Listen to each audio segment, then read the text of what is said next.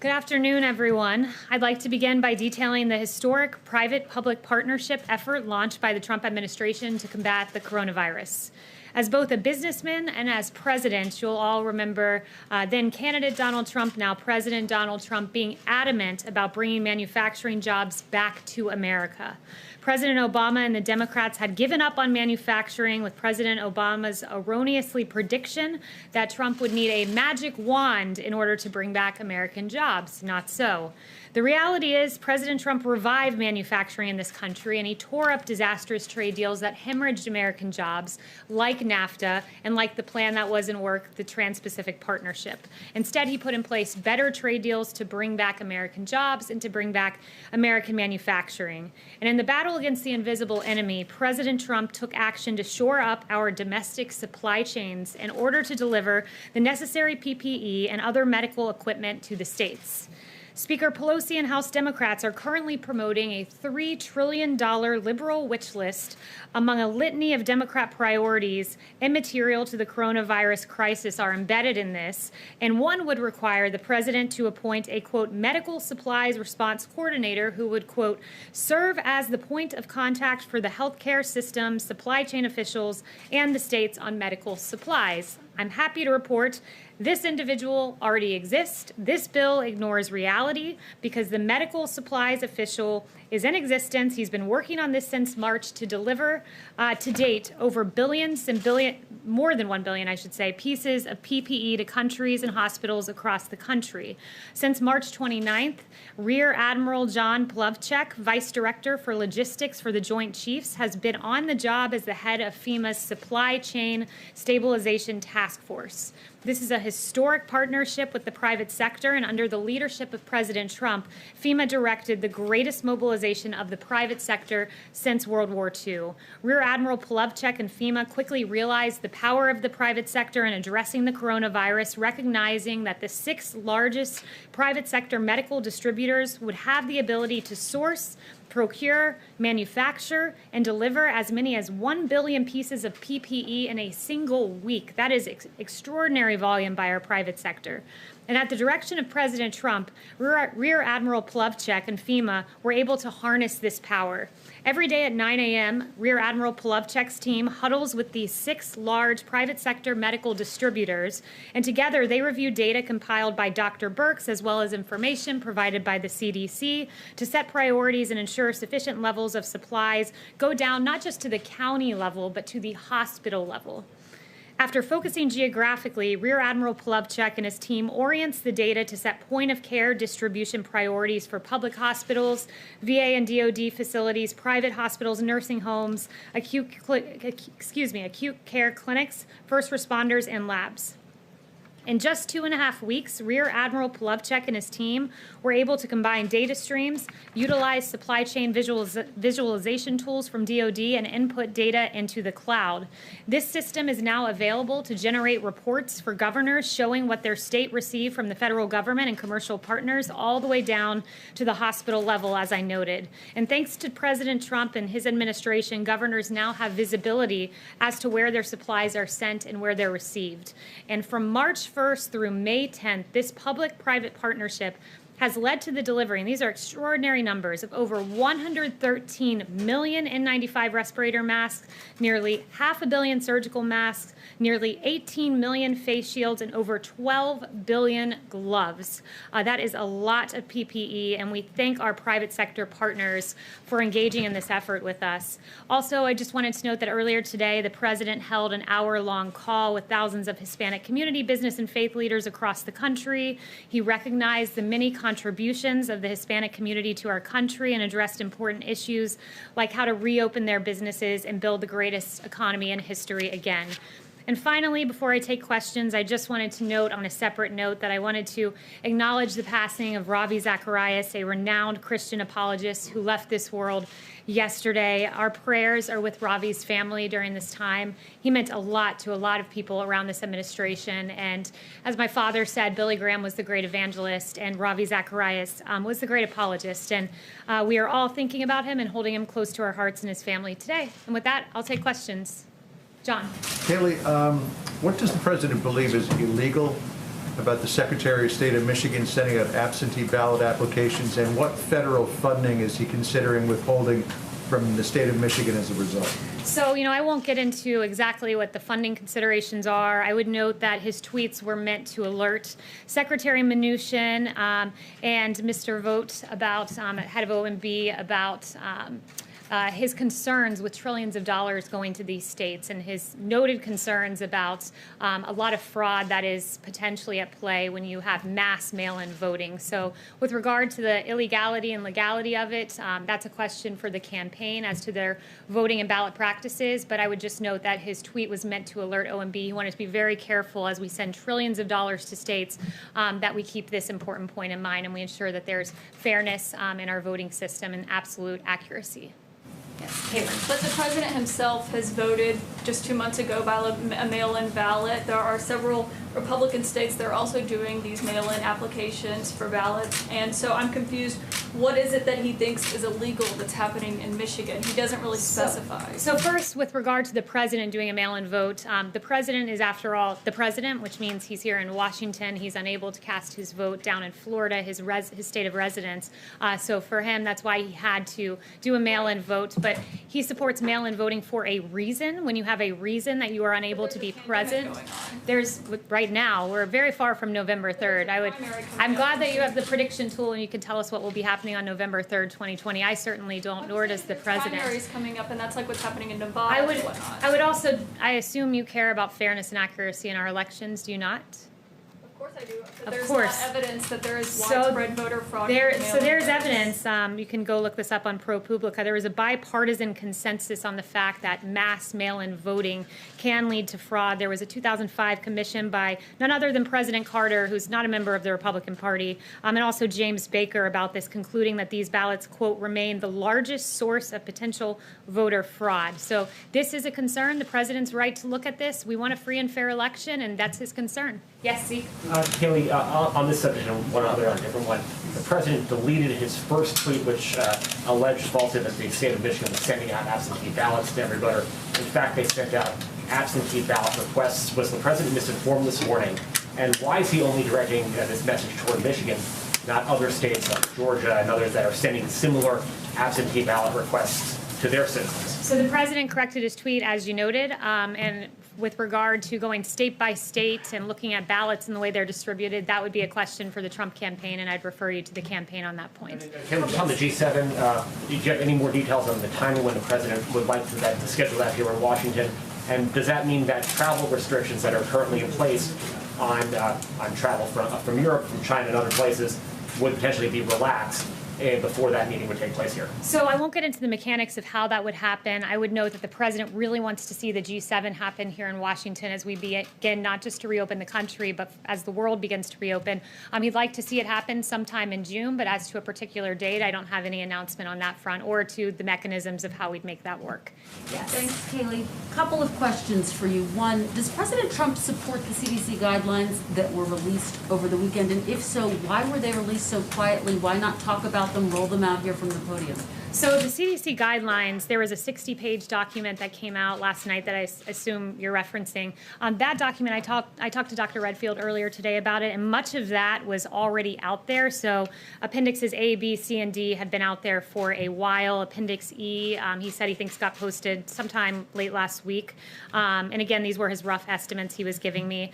Appendix F was being discussed, and there was constructive criticism of it through the task force and the interagency process.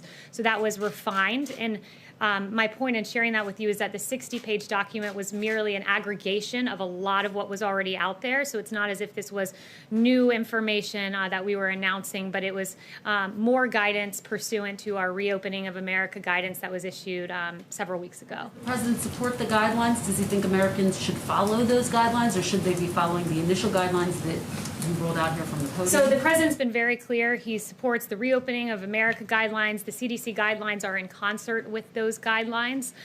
He wants to safely reopen this country. It's very important we do so, and it's good to see that most states, I think basically all of them, have plans at this point to reopen, and we're starting to see the safe reopening of several states and Americans getting back to work. Let me just get your reaction to something. We just got moments ago a statement from the American Nurses Association which says, quote, The American Nurses Association has not received reports from nurses or other frontline healthcare workers utilizing hydroxychloroquine as a preventative treatment for COVID-19.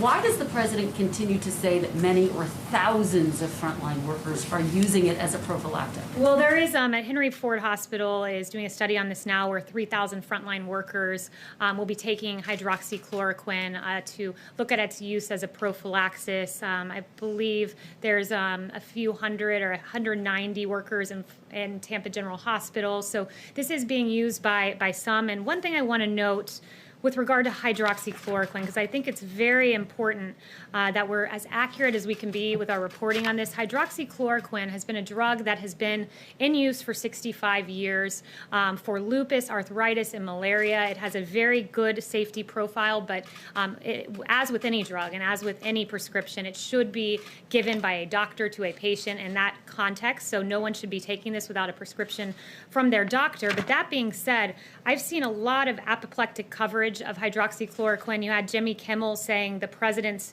quote, trying to kill himself by taking it. You had Joe Scarborough saying, quote, this will kill you. Neil Cavuto saying, what have you got to lose? One thing you have to lose are lives. And you had Chris Cuomo saying the president knows that hydroxychloroquine is not supported by science. He knows it has been flagged by his own people, and he's using it. Well, Cuomo mocked the president for this. And interestingly, I found this out just before coming here.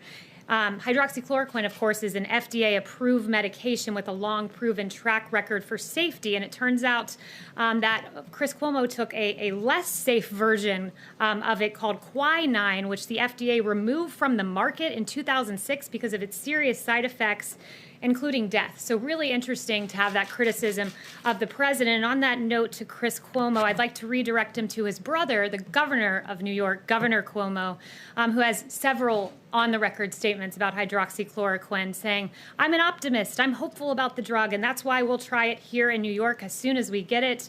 There has been anecdotal evidence that it's promising, that's why we're going ahead, and I have about 8 other quotes from Governor Cuomo, should any of you have interest in that. You just cited our studies, though. They're trials that are in their early phases. Do you have any evidence that thousands of frontline workers are currently using it because they believe it actually will prevent them from getting COVID-19? The FDA has approved this for off-label use. You know, this president's a big believer in right-to-try legislation. People who are in their last... There are several studies that have been brought that the president has actually mentioned that I'd refer you to. There was one out of France, a French study involving more than 1,000 patients that found that the vast majority had, quote, good clinical outcomes, and by the vast majority, that was more than 90%. There was an Italian study of more than 65,000 patients that demonstrated only 20 tested positive of those who were taking it prophylactically, and a South Korea study as well. So there are several studies, and if you're someone out there and this is a safe drug to use and your doctor, importantly to underscore that, and your doctor prescribes it for your use as a prophylaxis or after coming into contact with COVID, then it's something you should take if it's prescribed by the doctor and that's your personal medical choice. Yes. Kayleigh, Governor DeSantis just suggested that the president may be going down to Florida for the SpaceX NASA launch next week. Is that accurate? So we have no news on scheduling at that front, but if I get news in the future, I will certainly provide that for you. Yes, Jack. Kayleigh, how often does the president talk to Director Vogt or Acting Director Vogt from the OMB? To who? To the Acting Director of OMB. Often. He just was in the Oval Office with the president, so they do speak often. I don't have a readout of the president's schedule, but they do speak regularly. So if he wanted to flag to him his concerns about Michigan, why didn't he just tell him instead of sending a tweet? Because the president believes in unprecedented transparency, and I'm sure you as a journalist are very eager and excited when you learn about the president's decision-making process in real time, whether that's on Twitter or from me here up at the podium. You just said that was the reasoning for him expressing his concerns? I didn't say that was the reasoning, but I'm saying this is a transparent president, and I think that that's something that you should be lauding rather than questioning as to why he decided to tweet this. Yes. Apart from President Macron, do you have any other answers from G7 leaders that they are definitely willing to come here? So I won't get into the president's private conversations and correspondences with world leaders, but we do hope to see this happen. We hope that...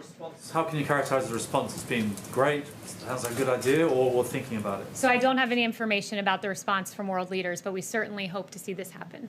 Yes. Yes, thank you.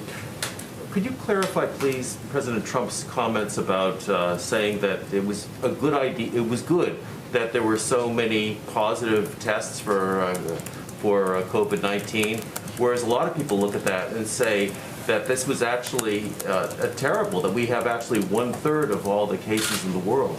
Well, look, I would note this, that the president, what he was saying there is that we are testing. When you have more cases, in order to identify those cases, you have to have tested a high volume of people. So the more you test, the more cases numerically, not necessarily as a percent positive, but numerically, you will see just by volume, sheer volume of your testing. And the president's done an extraordinary job on this front.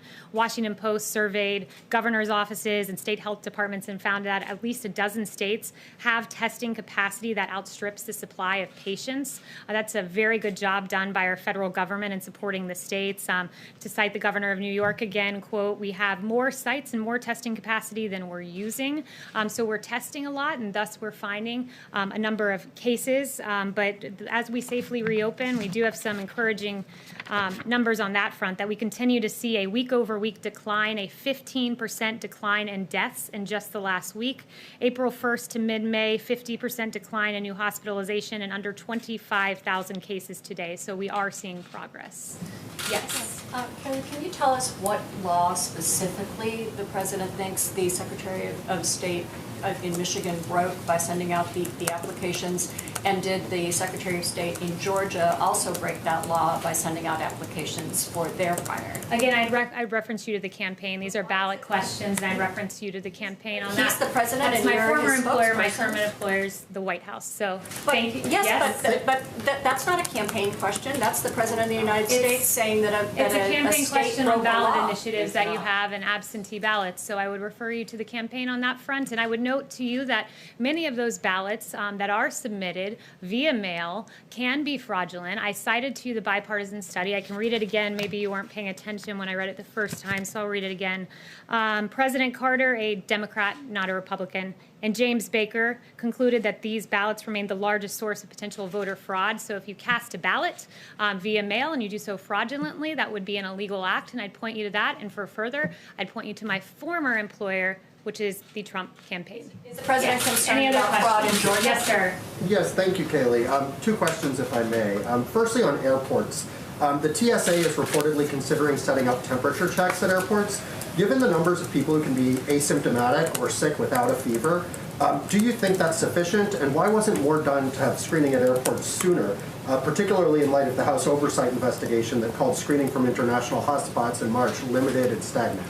So the president is working with TSA. He's working with airlines. We want to ensure that our TSA employees are safe, that those who are traveling are safe, and he has had those conversations, and we are keeping people safe at the TSA and the passengers as well. Over 500 TSA employees have become sick, and 6 are dead. So again, do you think this has been enough action and soon enough? We've taken action. We're working with the TSA. We're keeping America's essential workers safe, and we are praying for all of those who have been affected by coronavirus. On another front, I wanted to ask about the president's son and business partner, Eric Trump.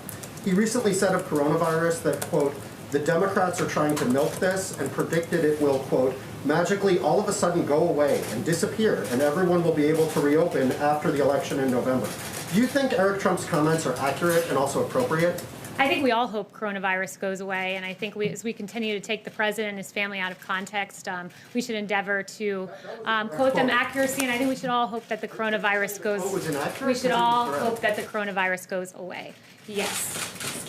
Is there a timeline for when UK and European Union citizens and visitors are allowed to come back into the United States, and will all European countries be included, or could it be a case-by-case basis? So we don't have a timeline on that just yet. I can tell you the president's preeminent concern is keeping Americans safe. His travel restrictions have saved lives, as Dr. Fauci and others have noted. So we don't have an announcement as to when we'll be rolling those back, but his priority, his number one concern is America first and the health and well-being of the nation first. Yes. Thanks, Kayleigh.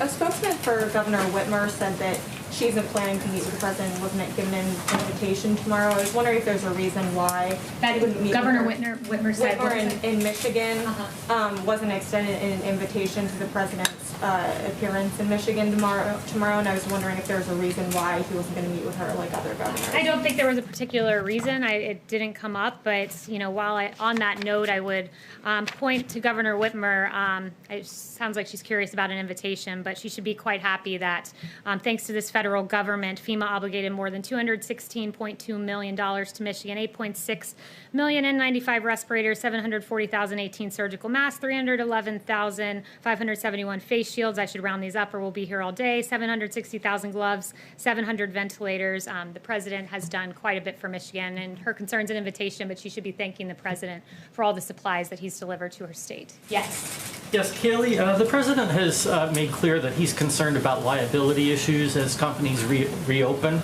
now.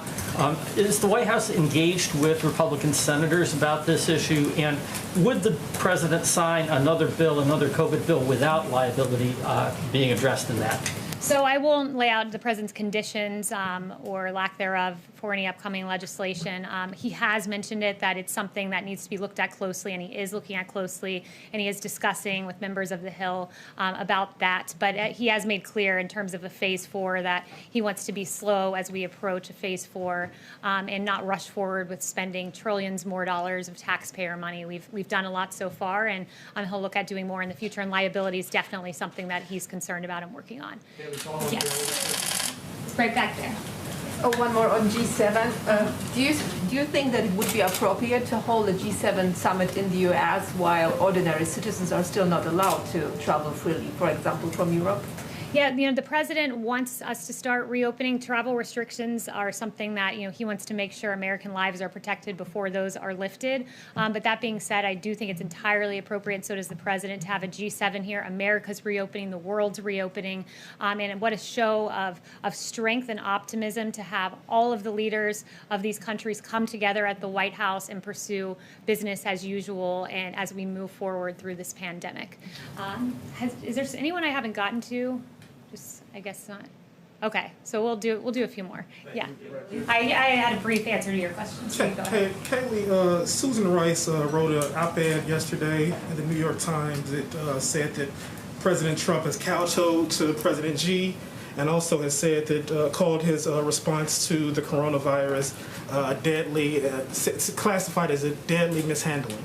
What's the White House's response to that? So you said that came from Susan Rice, was it? Okay, so first I would want to take a moment to address the president's response, because the president has had an extraordinary and early response to the coronavirus.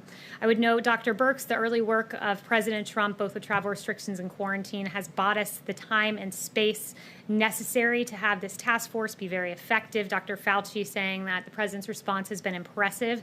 You can't imagine under any circumstance that anyone could be doing anything more.